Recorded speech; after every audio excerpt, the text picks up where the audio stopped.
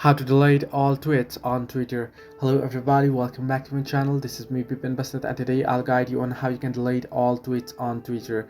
Well, the process is simple. If you just want to delete your tweets, you can simply open up your Twitter, and here what you can do is you can head into your profile by tapping on the profile icon at the top left corner of your screen, and there you can see profile option. You can simply tap on profile and open up your profile. Now here on post you'll be able to see all your tweets and retweets, right? If you just wish to delete them, what you can do is you can simply tap on it, and then you can tap on the three dots option that you'll see beside it, and you can delete the post. So you can delete the tweets this way. Similarly, you can delete the retweets by simply tapping on the three dots option that you'll find along there, and you can simply add or remove it from list. So this is one of the ways that you can delete your tweets. Unfortunately, there is no any option that offers you to delete all your tweets at once on Twitter, so you'll have to go through one by one through your tweets and you'll have to delete them. Hope this helped you. Do like and subscribe, and do not forget to leave a comment down below if you have any further issues.